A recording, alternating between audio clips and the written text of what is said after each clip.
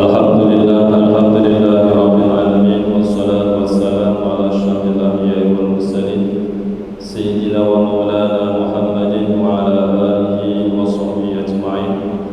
Wa syukuruhu syukran yakunu sababan li mazidi fadlihi. Asyhadu an la ilaha illallah wahdahu la syarika lah wa asyhadu anna Muhammadan abduhu wa rasuluhu, amma ba'd. Salat zuhur yang berbahagia, Ismail bin Ubad Taqilan atau yang dikenal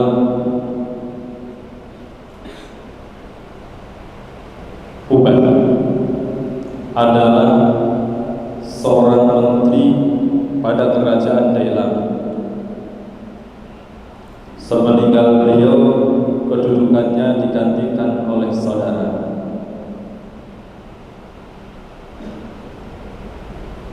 Pada masa itu,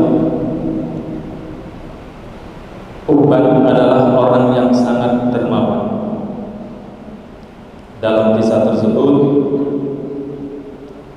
Ubad ini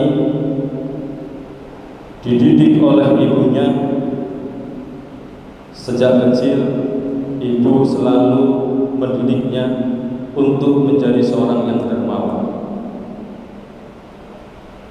Di setiap paginya, Ubad ini diberikan 1 dinar dan 1 dirham oleh ibunya. Pada setiap pagi, dan ibunya menyuruhnya untuk mensedekahkan kepada orang yang pertama kali dilihatnya. Dan kebiasaan ini dilakukan oleh Ubad, dan dia tidak melupakan pesan ibunya sepanjang hidupnya.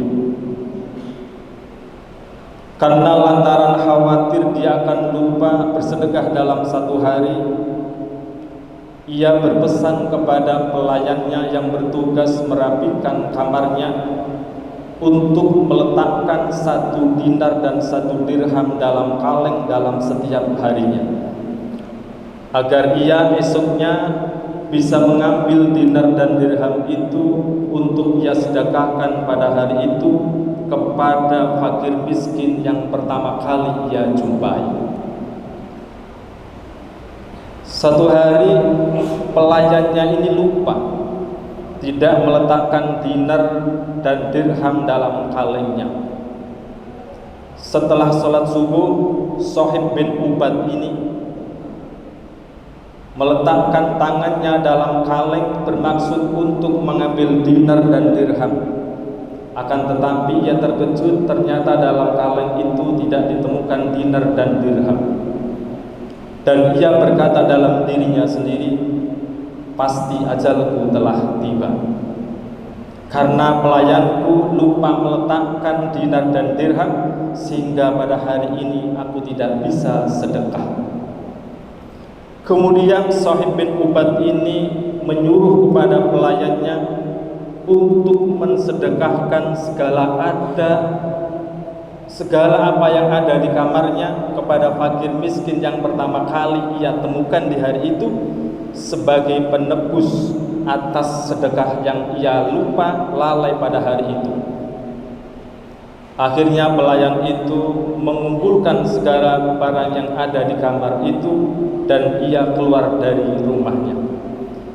Secara kebetulan, pelayan ini menemukan seorang laki-laki buta yang sedang dituntun oleh istrinya.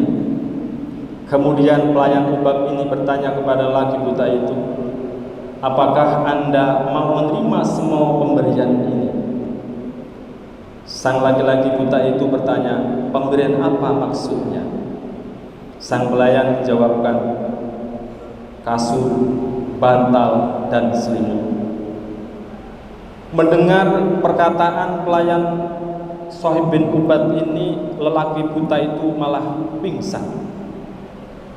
Kemudian ia mengabarkan kepada Sohib bin Ubad atas kejadian ini, dan Sohib bin Ubad pun segera datang dan menyuruh kepada pelayannya untuk memercikkan air ke mukanya agar si laki buta itu sadar dari pingsannya. Setelah sadar, Sohib bin Ubad ini bertanya kepada laki buta itu, gerangan apa yang membuat Anda pingsan? Laki-laki itu mengatakan, sebelumnya saya ini adalah orang yang memiliki harga diri, namun beberapa waktu ini saya jatuh miskin. Dari wanita ini saya mendapatkan seorang anak gadis yang kemudian tumbuh dewasa. Kemudian ada seorang laki-laki yang melamarnya dan kami pun menikahkannya. Selama 2 tahun kamilah yang memenuhi segala kebutuhan hidupnya, baik makan, pakaian, dan tempat tinggalnya. Tadi malam istri saya mengatakan kepada saya, wahai suamiku, kita harus memberikan perabotan kamar kepada putri kita, kasur, bantal, dan selimut yang layak. Karena selama ini istriku tidak pernah memperhatikan keinginanku dan memaksakan kehendaknya. Dan saya pun mengatakan kepadanya, besok kita keluar rumah bersama-sama dan kita lihat besok apa yang akan terjadi. Pada hari ini pelayan Anda menyampaikan berita ini. Inilah yang membuat saya pingsan, karena Allah menjawab keinginan istri saya. Mendengar cerita laki-laki buta itu, Shu'aib bin Ubad pun tertegun dan meneteskan air mata.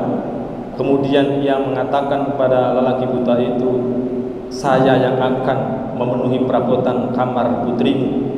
Kemudian Shu'aib bin Ubad mengundang suami dari gadis itu dan memberikan modal kepadanya untuk berusaha agar menjadi orang yang mandiri, tidak bergantung kepada orang tuanya lagi. Dan Shu'aib bin Ubad pun memberikan perabotan kamar layaknya kamar seorang putri menteri. Jamaah sholat zuhur yang berbahagia, dari kisah ini kita bisa belajar begitu istiqomahnya Shu'aib bin Ubad dalam bersedekah, dalam berkebaikan, dan kepasrahan seorang suami atas rewelnya seorang istri, dan Allah pun memberikan jawaban, memenuhi kebutuhan putrinya. Jamaah salat yang berbahagia, mudah-mudahan kita semua menjadi orang-orang yang ahli sedekah, menjadi orang-orang yang ahli khair. Demikian, kurang lebih mohon maaf. Semoga ada manfaatnya. Assalamualaikum warahmatullahi wabarakatuh.